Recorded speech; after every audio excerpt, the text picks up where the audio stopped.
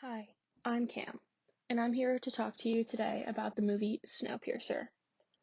Snowpiercer may be one of the most political films of 2014 and certainly the most political film that I've ever watched. It's also likely to be one of the most misunderstood films. Snowpiercer is also very weird, which you'd probably expect from a South Korean sci-fi post-apocalyptic action film based on a French graphic novel that stars Chris Evans, also known as Captain America, and Tilda Swinton from the Chronicles of Narnia. I know, that was a mouthful. Also, before I go any further, I want to put a spoiler alert out there in case anyone has not seen this film. Major themes and clips will be shown, so watch at your own discretion. The basic plot of this movie is that in 2014, an experiment to counteract global warming, which is based on a real plan, causes an ice age that kills nearly all life on Earth. The only survivors are the inhabitants of the Snowpiercer, a massive, super luxury train powered by a perpetual motion engine that travels on a globe-spanning track. A class system is installed, with the elites inhabiting the front of the train and the poor inhabiting the tail. When I say this is a political film, I mean that in the Platonic sense of the ideal polis, based on the best form of government that leads to the common good. Snowpiercer is an extended political fable about the polis, albeit one that includes scenes of hatchet fights between people carrying torches and people wearing night vision goggles. In fact, Snowpiercer contains so many major political themes, I couldn't bear to fit them all into this one video. I guess you're stuck hearing about a select few and how they all contribute to the movie's overall message, that the only way to get rid of a bad system is to dismantle it. Otherwise, those who desire to change it will become consumed by it.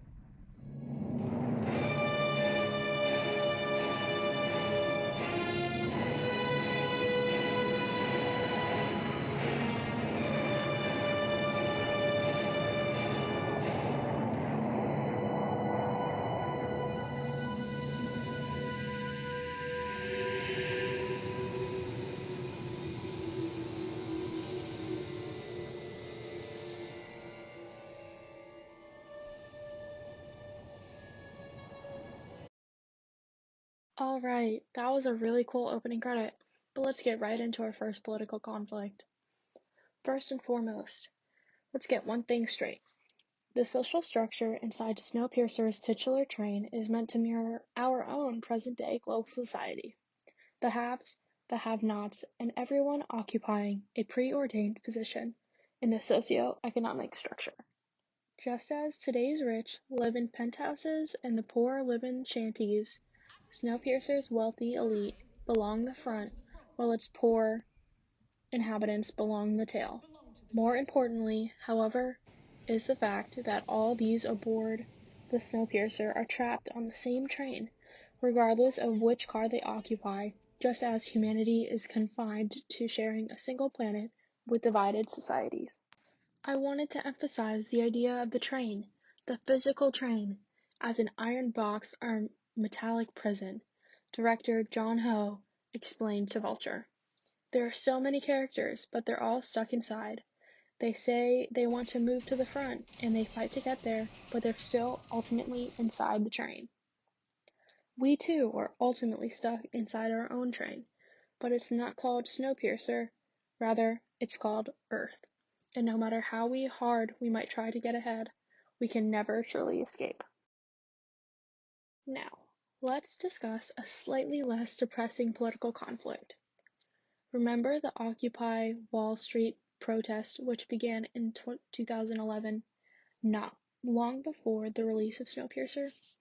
Political views aside, the movement successfully put the notion of gross wealth inequality into the mainstream consciousness by specifically pointing out the drastic difference between the world's wealthiest 1% and the other significantly less wealthy 99%. Since Snowpiercer's titular train is a fictional representation of our own society, it's easy to see how the film portrays a viewpoint not entirely dissimilar to those who protest economic inequality. As one progresses toward the front of the train, conditions improve and become more and more similar to that of wealthier areas in Europe and North America. Unfortunately, the majority of the train's population occupies the tail of the train, where conditions are hardly better than those in the poorest places on Earth. All the way in the back, the train's poor population is kept well out of sight and well out of mind, with some working-class train cars acting as buffers in between. Our world is similar, the focus on the needs of our own working class offering a buffer from horribly impoverished nations. All right, enough about class politics. There's much more going on in Snowpiercer than just socio-economic commentary. The film also reminds us that we're putting ourselves on the path to natural extinction. Humanity has long since seen itself as either the conquerors or the shepherds of nature, one minute attempting to destroy the earth and tasking itself with saving it another. Nothing could be more conceited. Planet Earth will exist long after humanity has come and gone, and there's no machine we can build to keep us around. Snowpiercer reminds us of that. Inside the train, kids are taught that if you go outside, you're going to die, director John Ho explained. But outside the train, life is actually returning. It's nature that's eternal, and not the train or the engine, as you see with the polar bear at the end. Furthermore, it's actually Mother Nature which really puts humanity in its icy grave, not the homemade explosive of the film's climax. It's the avalanche that kills everyone else, John Ho reminds us.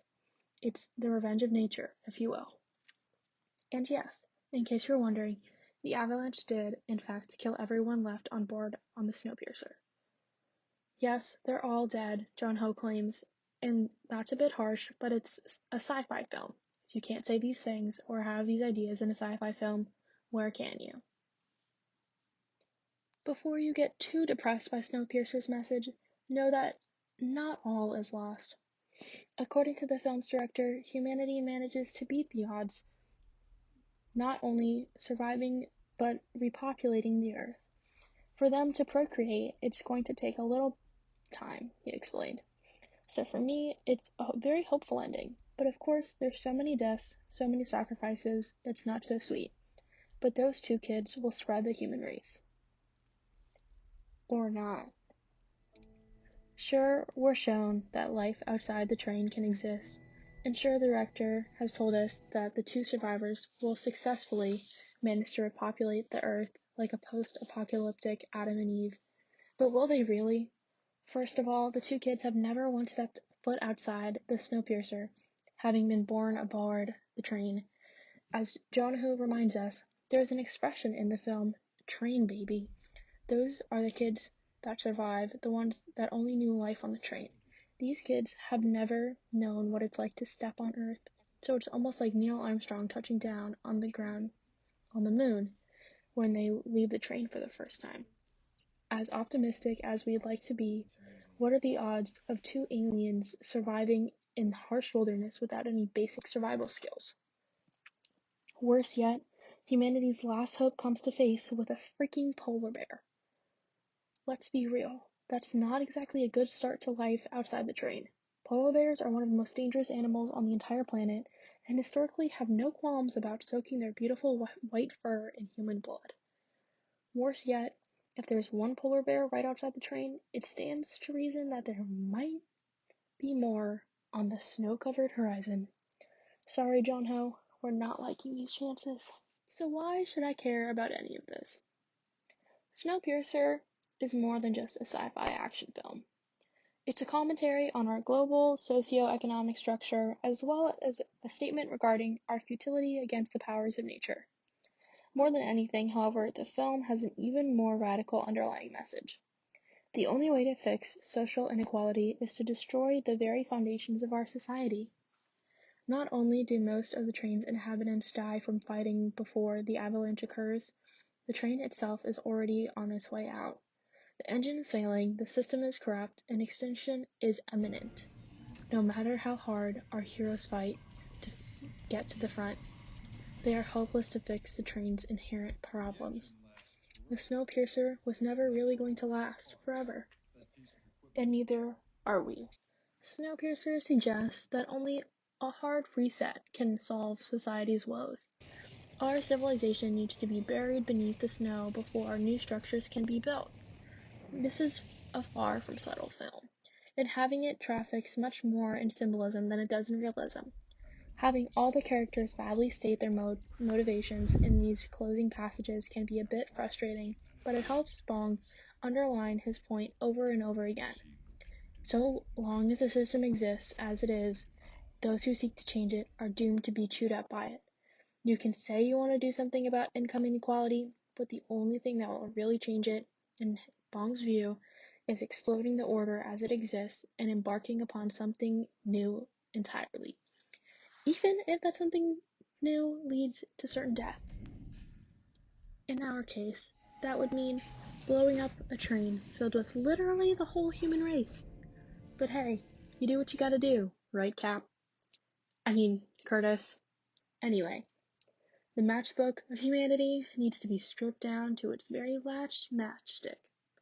Only then can we burn brightly. Once again, my name is Cam, and thank you for watching. Please feel free to give this video a thumbs up if you think my composition teacher should give me an A on this. Come on, Miss Brown, hit that like button. I know you want to. Alright, I guess it's time to end the video now. And what better way to than in a Snowpiercer fashion. Whoa!